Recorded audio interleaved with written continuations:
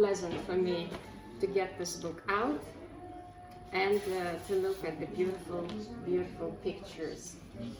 Also, in England, I was buying what I could, and in one of the shops I bought this picture and also another one of the king.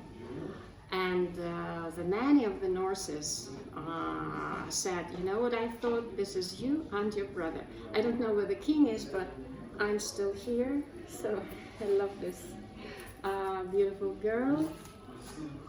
And also what is very dear to my heart is letters. And, you know, letters from my friends from abroad.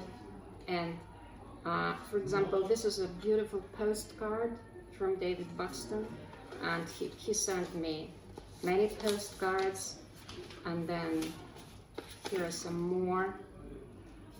I wrote to him about the silver age of the Russian art, and it came to him as kind of a surprise, and I wonder how we don't know much about each other countries. And then he wrote to me that they knew about the terrible famine of the 1920s. They knew about both revolutions of 1905 and 1917 and all those changes, but they didn't know that at that period, the first quarter of the 20th century, the Russian art flourished.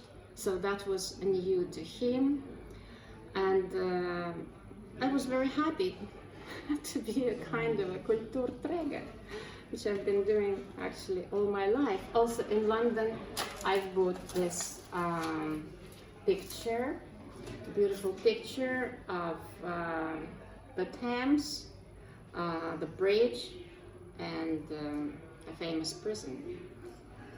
Okay, the tower and the Tower Bridge, yes, a miniature. So I still keep it. And when I was telling you about my interest in the arts, which came much earlier than I started photographing, I was actually really indulging in medieval art, in things like this. And I was buying a lot of art albums from every exhibition at every museum, and I have quite a collection at home. I found out a very interesting phenomenon for myself, since I saw many works of art as reproductions, and then in the original, I came to the conclusion that some works of art are absolutely unreproducible. Well, for example, William Blake, who I love, and I expected so much from the originals. And when I went in England, when I went to the Tate on my last day in London, I realized that they actually equal the reproduction. So the reproduction gives you a full impression of the painting, while, say, Rembrandt, when I went to the private room of the Buckingham Palace, and I saw Rembrandt, Lady with a Fan, I was just astounded because, you know, hair is hair, skin is skin, and, you know, the lace comes out and all this fabric, so it's just miraculous. And you stand in front of this picture and you think, how could he really do it? You can see life itself and not a work of art. And the same was true, surprisingly so, about Picasso. So I kind of had an impression that Picasso was a little bit mocking mankind with his, you know, doodles and things like that. But when I was in Malaga and I went to his museum, there are two of them, his house museum and the other one.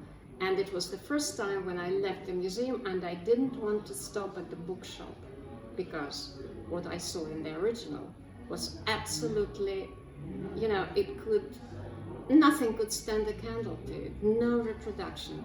And I wanted to keep that impression, and that's why I just went past that bookshop, and then I wrote a story to Passport magazine about the unreproducibility of art.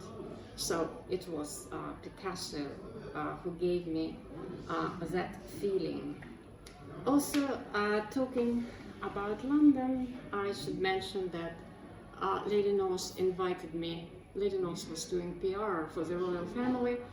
She invited me to a tennis tournament, a fun tennis tournament, the forerunner of Wimbledon, in the presence of Princess Diana. So this is a magazine published in Russia, but it's a very nice magazine. So I sat across from Princess Diana, and she was very, very beautiful, and there was a tint of tragedy about that beauty. I had a feeling that she was not entirely happy, but who knows, that was just my own impression. Also, in this book, I found an interesting thing, a story about a lady who wrote the textbooks of English for Russian students. Her name was Natalia Bonk. Name was and is, but she's an old lady, and I don't want to think about people that they are gone. I hope that they are someplace nice, someplace blissful. But anyway, she wrote the textbook, which was one of my first textbooks when I was getting ready for the Institute of Foreign Languages. And so there she is, together with the royal family, with Princess Diana, and this is all very nice. And here is another important person, writer, who wrote all these stories about Winnie the Pooh, although he also wrote novels and plays, but Winnie the Pooh, won him world fame.